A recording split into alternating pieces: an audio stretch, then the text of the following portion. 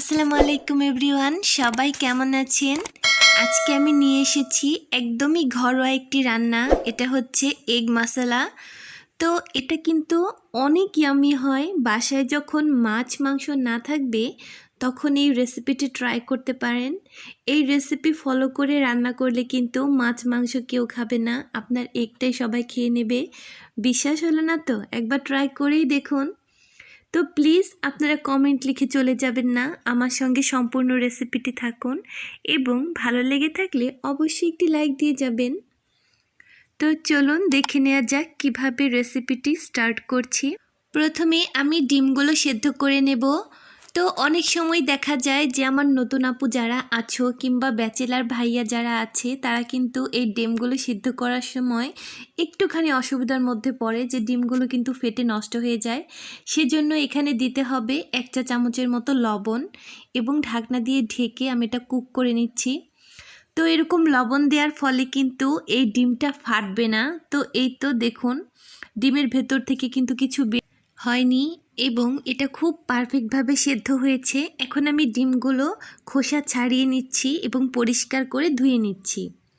তো এই তো এখন দেখে নেওয়া যাক কী কী লাগবে। পেঁয়াজ কুচি, আদা রসুন জিরা পেস্ট, লাগবে মরিচ এবং হলুদের গুঁড়ো, এবং লাগবে তেজপাতা, এলাচ, দারচিনি এবং জিরে গুঁড়ো। অল্প কয়েকটি ইনগ্রিডিয়েন্টস দিয়েই ভীষণ মজাদার ঘরোয়া এই রান্নাটি তৈরি করা যায়। তো প্রথমে ডিমটাকে এরকম করে হালকা করে চিড়ে নিতে হবে। এরকম করে চিড়ে নিলে কিন্তু যখন তেলের মধ্যে ভাজবো ডিমটা ফেটে আসবে না, না হলে অনেক সময় ব্রাস্টের মতো হয়ে যায়, যেটা একটা অনেক ইনজুরি হতে পারে। সো এখানে প্রথমে লবণ এবং হলুদ দিয়ে ডিমটাকে মেখে নিয়ে দেন আমি এটাকে একটু ভেজে নিব। তো এরকম করে তেল গরম করে ডিমটাকে ভেজে নিচ্ছি। ডিমটাকে এপিট ওপিট উল্টে বাদামি কালার করে ভেজে নিতে হবে।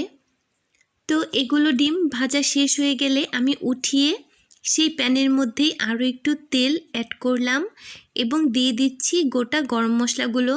এখানে নিয়েছি 2টো তেজপাতা, 4টি এলাচ ও 3 টুকরো দারুচিনি। এগুলো আমি 1 মিনিটের মতো তেলের মধ্যে ফ্রাই করব। এতে করে গরম মশলার যে একটা স্মেল আছে সেটা কিন্তু বের হয়ে আসবে। এরপরে দিয়ে দিব মেজারমেন্টের কাপের 1 কাপের মতো পেঁয়াজ কুচি। এই পেঁয়াজ কুচিটাকে আমি এরকম ব্রাউন কালার করে ভেজে নেব। এরকম ব্রাউন কালার করে ভেজে নেওয়ার পর এখানে দিয়ে দিব আদা রসুন এবং জিরা বাটা। আমি 3টা একসঙ্গে পেস্ট করেছি, আপনারা চাইলে আলাদাও করতে পারবেন। তো এখন এখানে হালকা একটু পানি দিয়ে দিচ্ছি মরিচের গুঁড়ো 4 চা চামচের মতো এবং হলুদের গুঁড়ো 2 চা চামচের মতো। আপনারা আপনাদের ডিমের পরিমাপ অনুযায়ী এই মশলাগুলো বাড়িয়ে কমিয়ে নিতে পারবেন। এবারে এই মশলাটাকে আমি ভালো মতো কষিয়ে নিব। যে কোনো রান্নায় কিন্তু রান্নার টেস্টটা মেনলি ডিপেন্ড করে এরকম কষানোর ওপর। একই ধরনের ইনগ্রেডিয়েন্টস, একই ধরনের জিনিস, বাট এক একজনের রান্নার ধরনটা কিন্তু এক এক রকম হয় এবং রান্নার টেস্টটাও কিন্তু এক এক রকম হয়। আমি জাস্ট আমার ওয়েটি আপনাদের সঙ্গে শেয়ার করছি যে আমি কিভাবে তৈরি করি। ভালো লাগলে অবশ্যই আপনারা বাসায় একবার ট্রাই করবেন। তো এটাকে আমি ঢাকনা দিয়ে এরকম করে ঢেকে নিচ্ছি এবং যতক্ষণ না পর্যন্ত তেল ভেসে ওঠে ততক্ষণ পর্যন্ত এটা আমি কষিয়ে নিব। তো আমি আমার চ্যানেলে মূলত কাজ করছি ঘরোয়া রান্না নিয়ে। আপনাদের যাদের ঘরোয়া রান্না পছন্দ তারা অবশ্যই ইউটিউবে যেয়ে সার্চ করবেন সেতু রেসিপি, দেন আমার চ্যানেলটি চলে আসবে এবং সাবস্ক্রাইব করে বেল আইকনটি প্লিজ প্রেস করে দিবেন। এতে করে আমার চ্যানেলে থাকা সকল রেসিপিগুলোর নোটিফিকেশান আপনার কাছে চলে যাবে। তো মশলাটা কষানো হয়ে এলে এর মধ্যে দিয়ে দিব ভেজে রাখা ডিমগুলো। ডিমটা দেওয়ার পর এই মশলার সঙ্গে হালকা একটুখানি কষিয়ে নিব। দেন এখানে আমি অল্প একটু পানি অ্যাড করব। যেহেতু আমি এটা এগ মশলা গ্রেভি তৈরি করছি সেহেতু কিন্তু এটা পাতলা ঝোল হবে না। এটার পানি এমনভাবে দিতে হবে যাতে এর ঝোলটা একদম মাখো মাখো হয়, আঠালো টাইপের।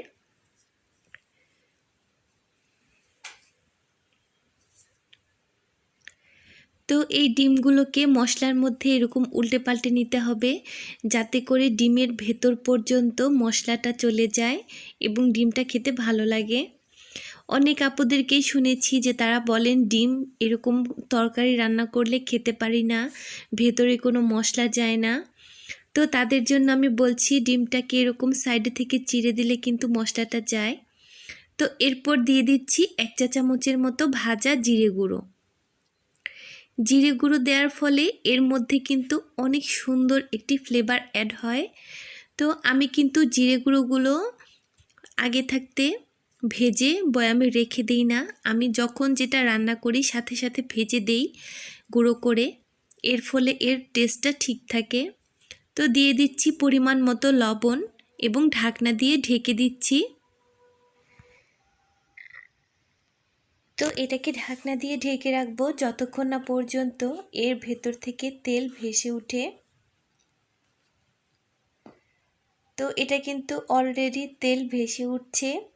তো এটাকে আমি আরও একটু তেল ভেসে উঠাবো, তাহলে কিন্তু দেখতে অনেক ভালো হয়। তো আমার কাছে মনে হচ্ছিল যে লবণ একটু কম হয়েছে, আরও একটু লবণ অ্যাড করে দিলাম। আপনারাও ট্রাই করবেন লবণটা একবারে না দিয়ে দুবারে দিতে, তাহলে কিন্তু পারফেক্ট হয়। এবারে ঢাকনা দিয়ে ঢেকে গ্যাসের ফ্লেমটা একদম লো করে দেব। এরকম লো করে দিলে যে কোনো কারির কিন্তু তেল, ভেতরের যে তেলটা থাকে সেটা ভেসে ওঠে। দেখুন এর কালারটা কতটা ইয়াম্মি হয়েছে। এখন আমি সার্ভ করে নিচ্ছি। তো এই তো রেডি হয়ে গেল আমার ভীষণই মজাদার এগ মশালা গ্রেভি। এটা দেখতে যেমন সুন্দর, খেতে কিন্তু আরও অনেক বেশি মজা। ছোট থেকে বড় সবারই কিন্তু ডিম পছন্দ, এবং সেটা যদি হয় এরকম পারফেক্ট কালারফুল তাহলে তো কথাই নেই। তো অনেকেই আছেন যে রান্না করেন বাট কালারটা পারফেক্ট হয় না। আমি যে টিপসগুলো বললাম সেগুলো ফলো করে এবং এর মশলার ইনগ্রেডিয়েন্টসগুলো একটুখানি লক্ষ্য রেখে এবং তার সঠিক পরিমাণটা দিলেই কিন্তু এরকম পারফেক্ট কালার আসবে।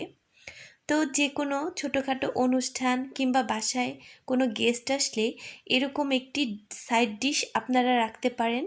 এটা কিন্তু পোলাও, খিচুড়ি এবং গরম গরম ভাতের সঙ্গে খেতে অসাধারণ লাগে।